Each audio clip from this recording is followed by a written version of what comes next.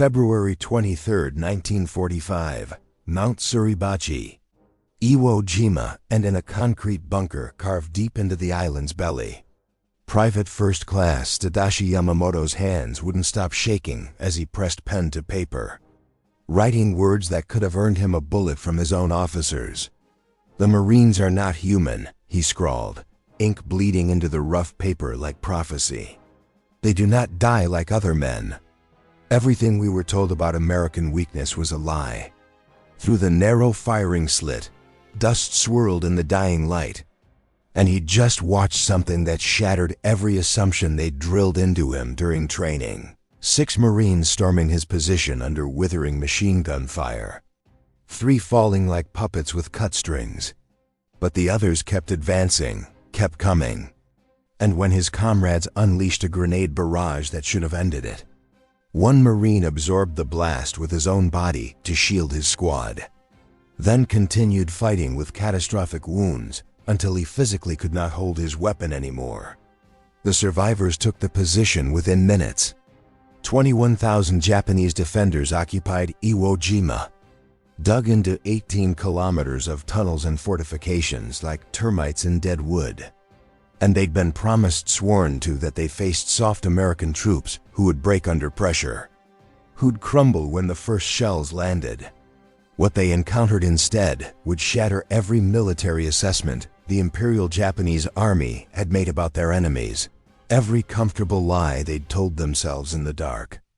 The mathematics of this miscalculation were being written not in strategic plans or staff reports, but in the savage reality of close-quarters combat that would leave 26,000 Marines as casualties in just 36 days. Blood arithmetic that defied comprehension. The collapse of Japanese confidence had begun long before Iwo Jima, though August 7, 1942. Guadalcanal in the Solomon Islands, where Corporal Hideo Takahashi, veteran of the China campaign where Japanese forces had seemed invincible, wrote in his diary after the first week of fighting words that would haunt him. "The Americans who landed are different from any enemy we have faced. They do not retreat when surrounded. They do not surrender when their position becomes hopeless. Most disturbing, they fight at night as if darkness gives them strength rather than fear." Guadalcanal was Japan's first defensive battle in the Pacific, and the Imperial Japanese Army expected an easy victory over inexperienced American forces. The 1st Marine Division that came ashore numbered just over 16,000 men, and Japanese military intelligence had described Marines as elite troops. Yes, but still Americans, products of a soft, democratic society that valued individual comfort over collective sacrifice. Within days, every assumption proved catastrophically wrong. Lieutenant Shigeru Fukudome commanded a reinforced company ordered to retake Henderson Field on the night of August 20th. His unit of 200 men had defeated Chinese divisions 3 times their size, advancing in textbook fashion, confident that Americans would panic in darkness. The Marines were waiting in carefully prepared positions with interlocking fields of fire, and Fukudome's company walked into a killing ground. What happened next defied everything in Japanese tactical doctrine. Rather than fortify and defend, the Marines immediately counterattacked into the darkness using automatic weapons with devastating precision. Fukudome's diary, recovered after his death 3 days later, recorded his shock in shaking characters. "They attacked us in the night. We are the ones who attack at night. They moved through jungle we considered impenetrable. They killed in silence, then vanished. By dawn, 90 men remained from my company. The Americans had suffered 12 casualties." The pattern repeated across Guadalcanal like a nightmare they couldn't wake from Japanese forces. Accustomed to enemies who crumbled under banzai charges, discovered Marines who held positions until physically overrun, then fought hand-to-hand with bayonets, knives, and fists, fighting with a ferocity that seemed inhuman. Sergeant Kenji Matsumoto, who survived 4 months on Guadalcanal before evacuation, wrote in a letter intercepted by American intelligence words that should have been a warning. "We were taught the Americans are individualistic, that they will not sacrifice for their comrades. This is false. I watched a Marine machine gunner continue firing with both legs shattered until Japanese infantry killed him at arm's length. His assistant immediately took the weapon and continued firing. We lost 40 men to that position. The Marine training that created such soldiers baffled Japanese military analysts, who studied captured documents like ancient texts searching for secrets. Private Yamamoto, who would later face Marines on Iwo Jima, first learned of them during intelligence briefings in 1943, where the instructor, a staff officer who had interrogated captured Marines, seemed genuinely disturbed. The American Marines undergo training that would be considered criminal abuse in any civilized army. He explained, voice tight with something like fear. They are broken down mentally and physically, then rebuilt into something that barely resembles the soft civilians who entered. They are taught to view death in combat as honorable, to never surrender, to fight until physically incapable. This sounds familiar. Yes, they have copied our Bushido, but added something we did not anticipate: American industrial capacity. The combination proved devastating in ways no one had predicted. Japanese soldiers trained in the code of Bushido expected death before dishonor, but they fought with equipment increasingly inferior to American weapons, while Marines underwent training nearly as harsh as Japanese soldiers endured, creating warriors just as willing to die. But those Marines landed with overwhelming firepower that made Japanese positions untenable. November 20th, 1943, Tarawa Atoll Rear Admiral Kiji Shibasaki commanded 4,500 defenders in fortifications considered impregnable, boasting that 1,000,000 men couldn't take Tarawa in 100 years. The 2nd Marine Division proved him wrong in 76 hours. Private First Class Tadashi Ogawa, one of only 17 Japanese survivors, told interrogators what he witnessed in a voice that never quite stopped shaking. The first wave was massacred in the water. We killed hundreds more. Craft arrived. The second wave died on the beach. More came. The third wave reached our positions with flamethrowers. They did not stop until we were dead, or they were. The mathematics were brutal. Carved in blood and coral, nearly 6,400 men died on Tarawa in 76 hours. But the Marines who survived had demonstrated they would take any objective regardless of cost. Documents captured on Saipan in 1944 revealed Japanese intelligence. Reports describing Marines as shock troops, displaying fanatical devotion to objectives. Marines refuse orders to retreat and will counterattack even when tactically disadvantaged. Casualties inflicted on Marines do not degrade unit effectiveness until the unit is completely destroyed. This classification emerged from systematic study, from watching and dying and learning. Captain Yoshio Kobayashi, who survived Guadalcanal, provided detailed comparisons and reports that grew increasingly desperate. American Army infantry tactics are sound and conventional, he wrote. The Marines operate differently. They advance aggressively regardless of casualties.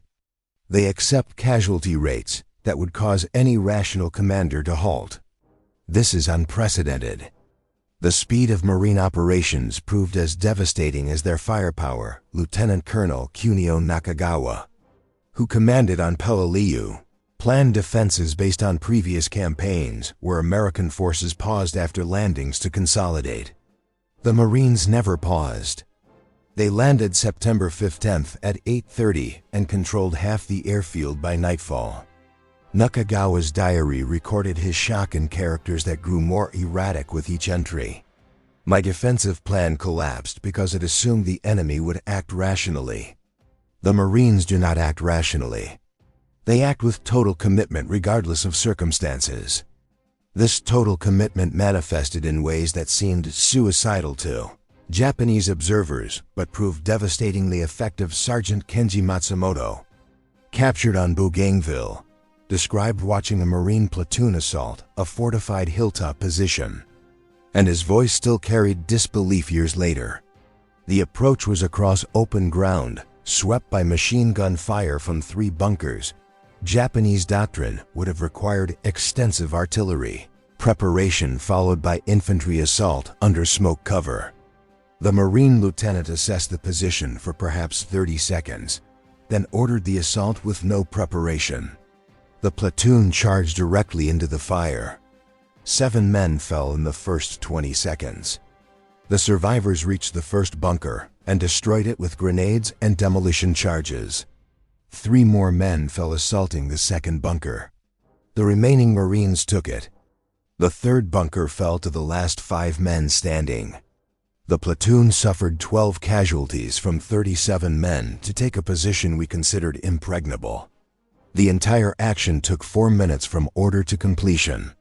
This was not courage, this was systematic application of acceptable casualties to achieve objectives faster than we could respond. The concept of acceptable casualties horrified Japanese officers trained to value their soldiers' lives within the context of achieving objectives. Marines calculated casualties as the cost of victory and paid that cost without hesitation when the objective warranted it. And this created a psychological advantage beyond material superiority. Japanese commanders, knowing Marines would accept 50% casualties to take a position, faced impossible decisions: defend with insufficient force and lose the position, defend with adequate force but weaken other positions, abandon the position and cede terrain. Every option led to defeat. The only variable was timing. Major Yoshitaka Hori, senior staff officer on Iwo Jima who survived the battle, analyzed this dilemma in post-war interrogations with the detachment of a man describing his own execution. General Kuribayashi understood that we could not stop the Marines. Our defenses were designed to delay them and inflict maximum casualties. We succeeded brilliantly at inflicting casualties. Over 20,000 Marines were killed or wounded in 36 days. This would have destroyed any other military force's ability to continue offensive operations. The Marines reinforced and continued attacking without any reduction in intensity. We calculated that inflicting 10,000 casualties would halt their advance for at least a week. They suffered 10,000 casualties in the first week, and their advance never slowed. This revealed the fundamental imbalance. They could replace casualties faster than we could defend positions. They had 50 Marine divisions in the Pacific Theater or training in the United States. We had finite defenders on each island. Mathematics dictated our defeat. The mathematics extended beyond simple manpower. Marines landed with logistical support that enabled sustained operations at intensities Japanese forces could not match. Second Lieutenant Toshio Yamamoto, captured on Saipan, witnessed the contrast firsthand during a nighttime infiltration that changed everything he believed. "I led a patrol to observe American positions 3 days after their landing," he reported. "We expected to find exhausted troops with limited supplies, as Japanese forces would have been after 3 days of intense combat on a contested beachhead. Instead, we found Marines eating hot food, receiving ammunition resupply by truck, with medical tents treating wounded and rest areas where units rotated off the line. Their supply dumps contained more ammunition than my entire regiment possessed. They had mobile kitchens preparing fresh meals. They had portable showers and laundry facilities. They were fighting the most intense battle of the Pacific War and living better than we did in garrison. This demonstrated that defeating them was impossible. They would never run out of food, ammunition, medicine, or replacements. We would." The relentless American logistics created a form of attrition warfare that favored Marines despite higher initial casualties. Japanese defenders fought from fixed positions with limited supplies and no reinforcement, where every casualty was permanent. Every round of ammunition expended could not be replaced.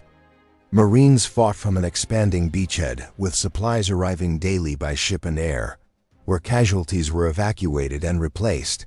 Ammunition was unlimited, and the longer a battle lasted, the weaker Japanese defenders became while Marines grew stronger. This dynamic proved decisive on Peleliu, where Colonel Nakagawa's defense lasted from September 15th to November 27th. 1st Marine Division suffered such heavy casualties that it was withdrawn and replaced by elements of 81st Infantry Division. In October, while a 2nd Marine Division continued operations until Army units relieved them. The battle that Japanese planners expected to last 1 week lasted 11 weeks. Japanese defenders inflicted over 10,000 American casualties, but the Americans could afford those losses and continue attacking. Japan could not afford to defend every island at such cost. The arithmetic was unsustainable, and everyone knew it. The unsustainability became clear to Japanese military leadership by mid-1944. Intelligence summaries distributed to garrison commanders acknowledged that Marines could not be stopped, only delayed.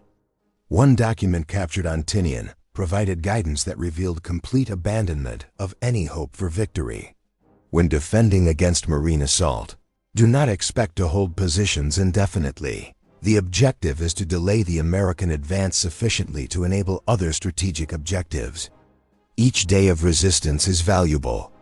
Each Marine killed or wounded is valuable, but understand that the position will fall. Prepare accordingly. Stock positions with maximum ammunition. Create redundant defensive positions. Plan to fall back in stages. Accept that you will likely die in the defense. Your sacrifice buys time for the Empire. There is honor in this sacrifice, even without victory. This grim calculus defined Japanese defensive strategy for the final year of the Pacific War. Defenders no longer fought to win battles. They fought to make those battles so costly that Americans might negotiate rather than invade Japan itself. Marines, by accepting casualties that would have forced other armies to halt, negated this strategy entirely. They paid the price demanded and continued advancing. No cost was too high.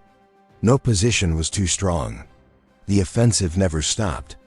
Private Tadashi Ogawa, one of the few survivors from Tarawa, later described the psychological impact of facing such an enemy in words that came slowly, painfully.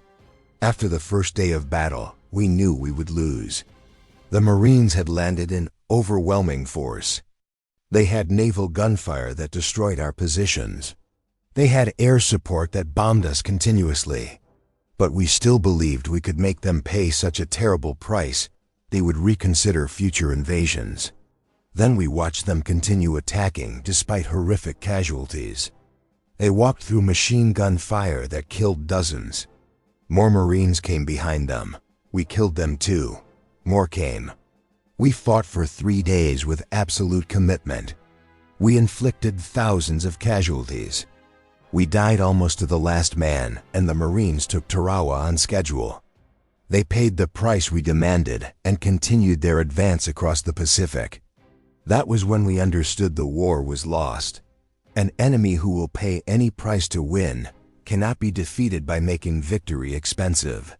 This realization spread through the Japanese military as survivors from each battle carried their experiences to the next.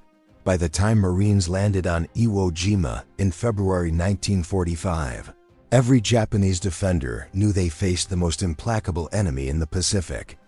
They knew they would die. They knew the Marines would take the island. The only question was how many Marines would die with them. General Kurabayashi's defensive plan accepted these realities and built strategy around them. His orders to troops acknowledged what official propaganda denied. We cannot win this battle. We can only make the Americans bleed for every meter of ground. That is our mission. Accept death. Inflict casualties. Delay their advance. This is how we serve the Empire in its darkest hour. This assessment proved accurate in the blood-soaked mathematics of battle after battle. February 19, 1945. D-Day on Iwo Jima provided the most comprehensive test of Japanese defensive doctrine against Marine capabilities. General Tadamichi Kurabayashi arguably the most capable defensive commander Japan fielded in the Pacific, spent months studying marine tactics and creating defenses specifically designed to defeat them. And his preparations were extraordinary. He banned the banzai charges that had wasted Japanese lives in previous battles.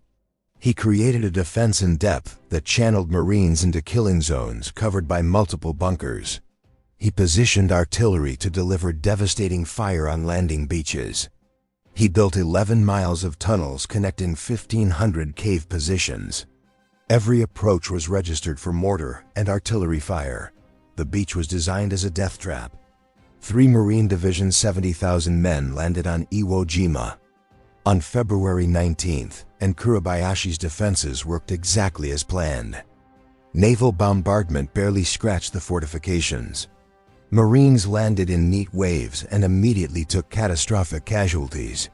Within minutes, the black volcanic sand was covered with dead and wounded, and Japanese artillery observers called down perfectly coordinated fire. The assault seemed to be failing, the Marines drowning in their own blood. Then something happened that Kuribayashi had not anticipated. Though he should have from previous battles, the Marines did not withdraw to regroup. They advanced into the artillery fire. They found the gaps between Japanese positions and exploited them. When bunkers stopped the advance, demolition teams crawled forward under fire to destroy them. When those teams died, other Marines took their place. The attack never stopped, never paused, never gave the defenders a moment to breathe.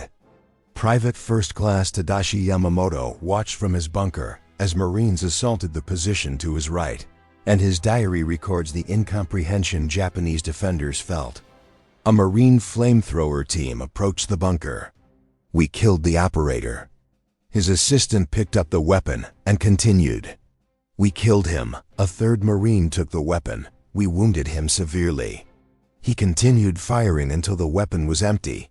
Then he threw grenades into the firing ports until we killed him. By then, demolition engineers had reached the bunker entrance. The position was lost. This happened 30 times in the first hour. How do you defeat men who will not stop? The answer, as Japanese defenders discovered with growing horror, was that you could not. The brutal arithmetic of Iwo Jima demonstrated Marine doctrine in its purest form. 70,000 Marines landed. 26,000 became casualties, including nearly 7,000 killed. But all 21,000 Japanese defenders died except for 1,600 who were captured, most because they were unconscious or too wounded to resist. The Marines paid an almost unimaginable price, measured in shattered bodies and lives cut short. But they took every objective, held every position, and never once considered anything except total victory. Kuribayashi himself, who survived until late March 1945, wrote his final assessment in a message smuggled to Tokyo before the position collapsed. "The Marines are the most effective fighting force I have encountered. They possess several attributes that make them uniquely dangerous. First, their training creates soldiers willing to accept casualties that would break other units. Second, their firepower exceeds ours by a factor of 5-1 in artillery and 10-1 in air support. Third, their junior leaders make decisions at squad level that our officers make at company level, allowing them to exploit opportunities faster than we can react. Fourth, and most critical, they never stop attacking. There is no defense that can survive this combination indefinitely." This final point terrified Japanese defenders across the Pacific more than any weapon or tactic. Soldiers could accept defeat in battle, could understand being outgunned or outmaneuvered. But what they could not comprehend was an enemy that simply would not stop regardless of losses. Corporal Hideo Takahashi, who fought on 3 islands before his capture on Okinawa, explained in a post-war interview with the quiet certainty of a man who'd seen hell. "You must understand the difference between Marines and other American forces. Army units would attack, take casualties, and pull back to reorganize. This is sensible military doctrine. Marines would attack, take casualties, and continue attacking over the bodies of their own dead. This is not military doctrine. This is something else entirely, something we had no name for.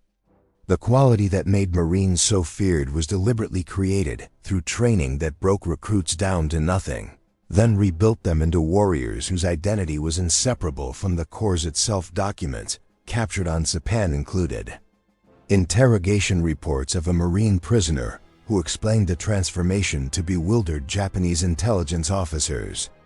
Boot camp lasts 8 weeks. For the first 4 weeks, drill instructors destroy everything civilian in the recruit. You are told you are worthless, that you will never be a Marine, that you should quit and join the Army. The abuse is psychological and physical. You are pushed until you think you cannot continue, then pushed further. Those who quit are publicly shamed. Those who remain learn that surrender is not an option. The interrogation report noted the Japanese officer's response. This resembles our own training but more systematic. However, the Marine prisoner then described something that had no parallel in Japanese military training. The second 4 weeks, the instructors build you into a Marine. You learn that you are part of something greater than yourself, that every Marine who ever lived is your brother. This created something unique in modern warfare. Marines fought because to fail was to betray every Marine who had ever lived.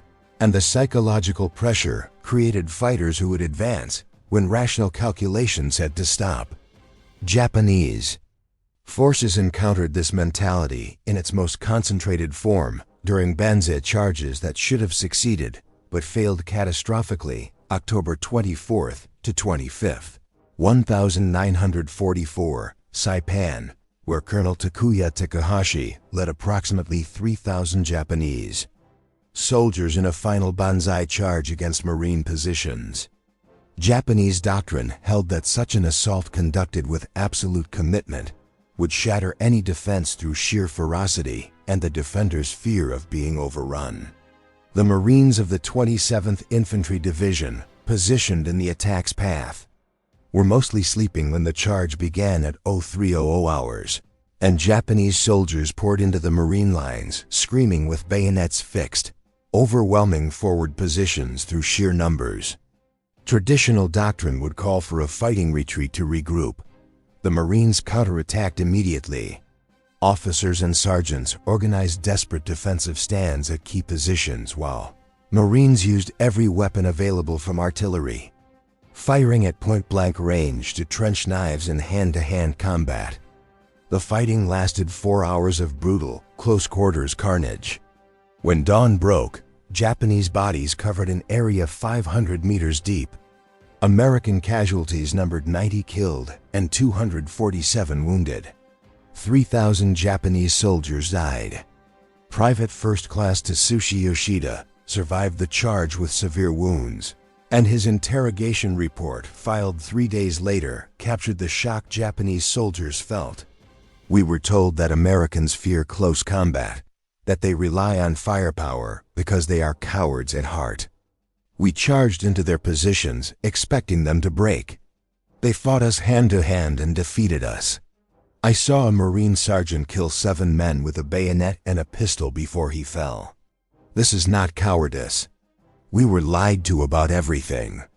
The lies extended to every aspect of Marine capabilities. Japanese propaganda had spent years describing Americans as soft, individualistic people who could not withstand hardship, but Marines sleeping in foxholes filled with water, eating cold rations for weeks, fighting in 100-degree heat with 80% humidity, contradicted those claims with brutal reality. Japanese soldiers supposedly trained for hardship watched Marines thrive in conditions that taxed Japanese endurance to its limits. Corporal Kenji Matsumoto, who survived Guadalcanal before being transferred to Bougainville, where he was captured in February 1944, described the contrast in conditions that haunted him. We were on reduced rations by September 1942, rice twice per day, sometimes less. We supplemented with anything edible we could find in the jungle. We watched the Marines eat 3 full meals daily, sometimes more. They received regular resupply by air and sea. They had fresh water, medical supplies, ammunition without limit. We realized we were fighting an enemy who would never run out of resources, and that understanding broke something in us that courage couldn't fix. The material superiority Marines enjoyed was devastating in its systematic application when faced with fortified bunkers. Marines called in artillery that delivered hundreds of shells in minutes, brought forward Sherman tanks with flamethrowers, and used naval gunfire that could level hills. If that failed, demolition teams would pack hundreds of pounds of explosives against positions and reduce them to rubble. Lieutenant Shigeru Fukudome, before his death on Guadalcanal, wrote the most comprehensive analysis of Marine combined arms tactics captured during the war. The Marines do not fight like individual soldiers. They fight like the parts of a single machine. Riflemen fix our position. Machine gunners suppress our fire. Mortar delivers smoke to blind our observers. Artillery destroys our bunkers. Tanks advance with infantry following. Aircraft bomb any position artillery cannot reach. This happens within minutes of contact, coordinated by junior officers using radios we do not possess. We cannot counter this because we cannot coordinate at the same speed. By the time our commander understands the situation and issues orders, the Marines have already moved to exploit our weakness. This speed of execution was possible because Marines delegated authority to the lowest possible level. Sergeants made decisions that Japanese doctrine reserved for captains. Corporals led assaults that required a lieutenant's authority in the Imperial Japanese Army, and the result was an enemy that adapted faster than Japanese forces could react. When a bunker stopped a Marine advance, a sergeant would immediately redirect the attack through a different approach while calling in supporting fire, all without waiting for orders from above. Japanese defenders often found themselves fighting enemies who appeared in unexpected directions because Marines had identified and exploited weaknesses before Japanese commanders recognized they existed. The most feared Marine weapon was not rifles or artillery, but the flamethrower. Japanese soldiers trained to die honorably in combat discovered that flamethrowers offered no honorable death. Corporal Hideo Takahashi, captured on Okinawa with burns covering 40% of his body, described the psychological impact in words that came slowly, painfully. We were taught to accept death in battle as glorious death by bullets, bayonets, artillery. These are warriors' deaths. Fire is something different. You watch flames approach your position. You smell comrades burning alive. You hear the screaming that doesn't sound human anymore.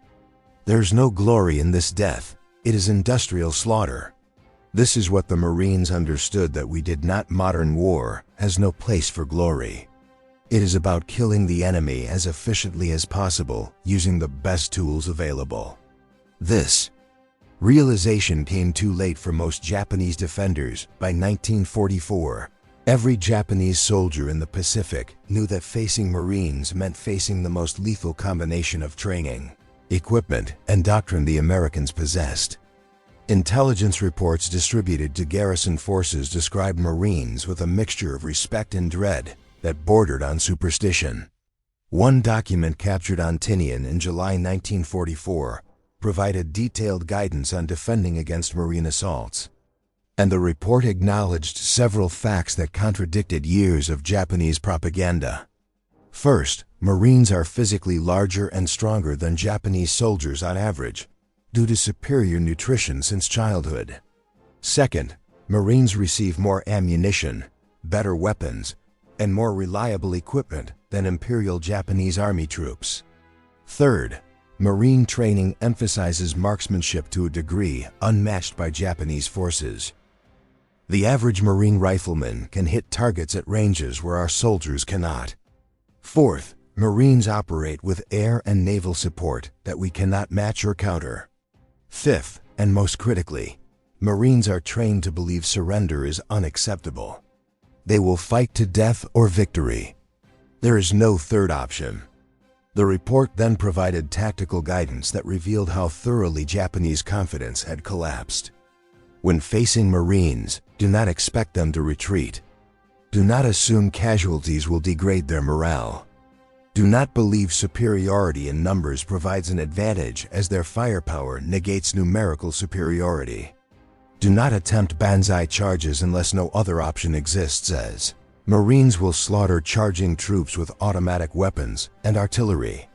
Do not expect them to fear nighttime attacks, as they fight effectively in darkness. The only effective defense is prepared positions protected by interlocking fields of fire, with multiple fallback positions prepared in advance, and with the understanding that the position will eventually fall. The goal is not to stop the Marines, but to exact maximum casualties before the position is overrun. This defensive doctrine acknowledged reality but offered no path to victory. General Tadamichi Kurabayashi, preparing Iwo Jima's defenses in early 1945, understood this perfectly. He wrote to his wife in January, 1 month before the invasion, "I am asked to defend Iwo Jima against American Marines. This is a mathematical problem with only one solution. The Marines will land with 70,000 men. They will have complete control of sea and air. They will bring unlimited ammunition and supplies. They will attack until Iwo Jima falls. My mission is not to defeat them. That is impossible. My mission is to make them pay such a terrible price that the Americans will reconsider invading the home islands. Every day I keep them fighting is a day the Empire has to prepare. Every Marine killed is one less enemy in the final battle." Kurabayashi's strategy reflected the evolution of Japanese defensive doctrine from confident aggression to desperate attrition. The Marines who landed on Iwo Jima on February 19th faced defenses designed not to repel them, but to bleed them in ways that would destroy American resolve. Every bunker was positioned to require direct assault. Every cave entrance was covered by multiple firing positions. Every meter of ground was designed to cost lives to take. The strategy failed because it misunderstood Marine culture at its fundamental core. High casualties did not break Marine morale, they reinforced it. Every fallen Marine demanded vengeance. Every day of brutal combat strengthened survivors' determination to win. The worse the fighting became, the harder Marines fought, and this was incomprehensible to Japanese military thinking, which assumed that even fanatical troops had a breaking point. Private First Class Tadashi Yamamoto, who survived until March 10th before dying in his bunker, wrote his final diary entry the night before. "Tomorrow the Marines will reach this position. We have killed hundreds of them in the past 3 weeks. More arrive every day. They do not weaken. They do not slow down. They do not stop. I thought our spirit was stronger than American materialism. I was wrong. The Marines have both spirit and material. They have courage equal to ours combined with weapons and supplies we cannot match. They are what we claim to be. We are what we claimed they were. This is the truth we die knowing." His bunker was destroyed the next morning by a Marine demolition team after a 6-hour battle that killed all 11 defenders and wounded 3 Marines. The position delayed the Marine advance by exactly 40 minutes before being bypassed by other units that continued advancing while combat engineers reduced the bunker. This pattern repeated across Iwo Jima. Thousands of times Japanese defenders fought with desperate courage, inflicting terrible casualties, achieving nothing except their own deaths. The campaign ended on March 26th, and the final statistics told the story of what happened when Marines fought the best defenses Japan could create. 21,000 Japanese defenders died. 1,600 surrendered, most because they were unconscious or physically incapable of resistance. The Marines suffered 26,000 casualties from 70,000 men, committed nearly 40% casualties. Any other military force would have required months to recover. 3rd, 4th, and 5th Marine Divisions were back in action within 6 weeks. This ability to absorb casualties and continue fighting became the defining characteristic that most terrified Japanese defenders. Corporal Kenji Matsumoto, imprisoned in Hawaii after his capture, explained in a 1946 interview what Japanese soldiers felt facing Marines. The worst part was knowing they would never stop. You could kill half a Marine unit and the survivors would continue attacking. You could wound their leaders and sergeants would take command. You could fight them to exhaustion and they would attack again the next day. There was no way to win. You could only kill them until they killed you. That is not war, that is mutual annihilation. And the Marines had more men than we did. The American industrial capacity that produced waves of replacement. Marines astonished Japanese military planners who studied the numbers with growing despair intelligence. Reports from late 1944 noted that Marine divisions suffered 75% casualties on Peleliu in September 1944, then returned to full strength within 3 months. Those replacements landed on Iwo Jima in February and fought with the same effectiveness as veterans. This ability to regenerate defeated units was beyond Japanese capability. The Imperial Japanese Army had no comparable training system, no replacement pipeline that could maintain unit quality while absorbing catastrophic losses. American efficiency extended to every aspect of Marine operations in ways that seemed almost supernatural. Wounded Marines received medical treatment within minutes of being hit. Casualty evacuation by air and sea moved wounded men from battlefield to hospital ship in hours. Blood plasma, antibiotics, surgical care saved lives at rates unprecedented in military history. Japanese wounded often died from lack of medical supplies, from infected wounds, from injuries that American medicine routinely treated. And captured Japanese soldiers watched Marines who should have died from wounds that would have killed. Japanese soldiers instead survived to fight again. The final humiliation came after Japanese surrender in August 1945. Marines occupied Japanese home islands, expecting resistance from a population indoctrinated to die rather than submit. Instead, they found exhausted people grateful the war had ended. Private First Class Tatsushi Yoshida, repatriated in 1946 after recovering from wounds received on Saipan, described his return home. Everything we were told was lies. The Marines did not torture prisoners. They provided food, medical care, shelter. They treated us better than our own officers had. The Americans were not barbarians. We were the barbarians. This knowledge destroyed what remained of our faith in the empire. Thousands of former Japanese soldiers reached similar conclusions as the truth emerged from beneath layers of propaganda. Post-war interrogation reports revealed common themes: respect for Marine fighting qualities, bitterness toward Japanese leadership that had lied about American capabilities, recognition that the war had been hopeless from the start because Japan could not match American industrial capacity or the fighting quality of troops like the Marines.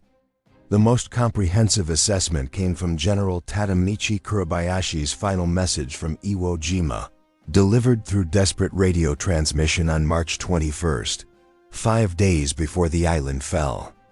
I have fought the Marines for 31 days. They are the finest soldiers I have encountered. Their training is superior. Their equipment is overwhelming. Their courage equals ours, and their numbers are endless. Japan cannot defeat such an enemy. We can only die fighting them and hope that our sacrifice buys time for peace negotiations that preserve something of our nation.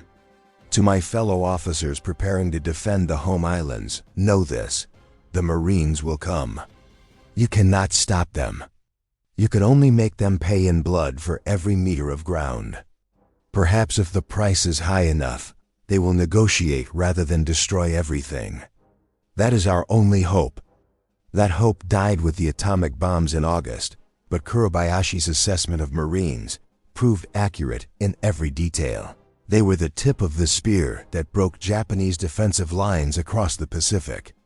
They paid a terrible price with casualty rates that would have destroyed lesser organizations, but they never broke, never retreated, never surrendered an objective.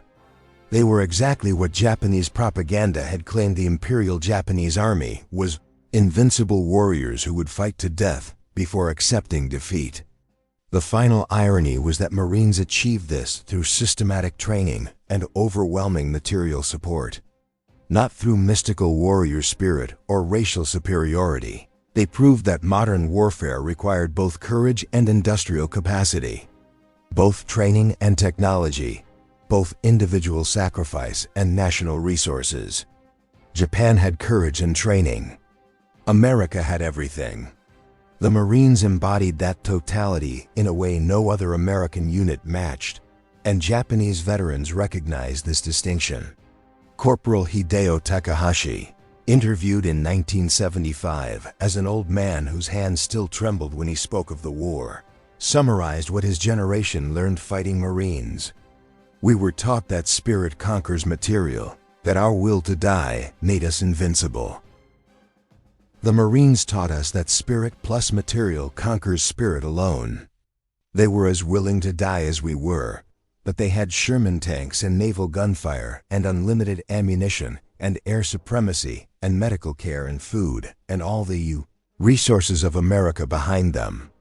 We had our rifles and our courage and promises of victory. That was not enough. It was never going to be enough." The Marines proved that on every island they took. The statistical record supports this conclusion with numbers that tell their own story. Marines fought in every major Pacific campaign from Guadalcanal in August 1942 to Okinawa in June 1945. They suffered 86,000 casualties, including 19,500 killed. But they never failed to take an objective, never abandoned a position once captured, never gave Japanese forces reason to believe Marines could be defeated through superior tactics or fighting spirit. The price was terrible beyond measure. The results were absolute. Japanese military analysts studying Marine operations after the war reached unanimous conclusions that would reshape their understanding of modern warfare. The Marines represented the ultimate expression of American military power, combining warrior ethos matching Japanese Bushido with industrial resources matching American production capacity. They trained soldiers willing to die for victory while providing those soldiers with weapons and support that made victory possible. This combination was unbeatable. The lessons learned came too late for the 21,000 Japanese soldiers who faced Marines on Iwo Jima or the 30,000 who fought them on Okinawa or the hundreds of thousands who prepared to fight them on the home islands before surrender ended the war. Those men knew only that Marines were the enemy they feared most, the enemy their officers could not stop, the enemy who would keep coming regardless of casualties until every Japanese defender was dead. Private First Class Tadashi Yamamoto's final diary entry, written hours before his death in a bunker on Iwo Jima, captured this knowledge with the clarity that comes only in the face of certain death. The Marines will win not because they are braver than we are, not because they want victory more than we do. They will win because their nation gives them everything they need to win, and they will use those resources without mercy until we are all dead. This is the truth our leaders should have told us. We are samurai fighting with swords against men with machine guns, who also have the spirit of samurai. There was never any hope. There was only death. His bunker fell the next day as dawn broke over the volcanic wasteland. The Marines who cleared it found his diary among the debris and forwarded it to intelligence officers who translated it and filed it among thousands of similar documents. Words of the dead speaking truth that propaganda had buried. The words captured a truth that Japanese soldiers across the Pacific had learned through brutal experience. Written in blood on beaches from Guadalcanal to Okinawa fighting the Marines, was not like fighting other American forces, not like fighting British or Chinese or any other enemy. It was fighting an opponent who combined everything Japan claimed to possess with everything Japan lacked. And that combination made the Marines the most feared enemy Japanese soldiers would face in the entire war. The statistics tell part of the story in cold numbers that can't capture the human cost. The battles tell more through actions and outcomes, but the words of Japanese soldiers who survived to tell of it reveal the complete picture with haunting clarity. They fought men who would not stop, who would not surrender, who would die before accepting defeat, and who had the weapons and support to make that spirit devastating beyond comprehension. Against such an enemy, courage was not enough, training was not enough, determination was not enough. Nothing was enough except surrender or death. The Japanese military chose death with eyes open. The Marines delivered it with systematic efficiency that never wavered. That was why Japanese soldiers feared fighting the Marines more than any other unit in the American arsenal. The Marines said they would take the objective, and they took it. They said they would accept any cost, and they paid it. And they never stopped advancing no matter how many fell. Japanese defenders discovered that courage meant nothing when facing an enemy who matched their determination and exceeded their firepower by factors that made resistance futile from the first shot fired. That was the lesson learned in blood from Guadalcanal to Okinawa, written in the bodies of men who believed spirit could overcome steel. After the war ended and propaganda dissolved like smoke and wind, Japanese veterans acknowledged the truth their leaders had hidden behind walls of lies. The Marines were everything Japan claimed its soldiers were, backed by everything Japan could never provide. Against such an enemy, the war was lost before it began, before the first Marine stepped onto foreign soil. The Marines proved it island by island, battle by battle, at a cost measured in thousands of lives on both sides. But only one side kept coming, kept landing, kept attacking until the mathematical certainty of victory became the physical reality of conquest. The guns fell silent in August 1945, but their echoes still whisper across Pacific waters where the black sand remembers, where young men on both sides learned that modern war respects only one truth. The side that can endure longest and strike hardest will prevail, regardless of spirit or sacrifice or the ancient codes warriors carry into battle. The Marines understood this truth and built their entire existence around it. They became the weapon that proved industrial power combined with warrior spirit creates something unstoppable, something that changes not just battles, but the very nature of warfare itself. That legacy was written in volcanic sand and jungle mud and coral reefs across an ocean. Written by men who refused to accept any answer except victory, who paid prices that should have been unbearable and kept advancing anyway. The Japanese soldiers who faced them never forgot decades later. Old men with trembling hands would speak of Marines with a mixture of respect and something deeper, something that transcended simple fear. They had looked into the face of total war and found it staring back through American eyes, found it speaking with American voices, found it advancing with American determination, backed by American steel. And they had learned that no amount of courage or spirit could stand before that combination forever. The mathematics were always clear. The only question was how long it would take and how many would die before the equation resolved itself in blood and fire across the Pacific theater of a war that changed everything.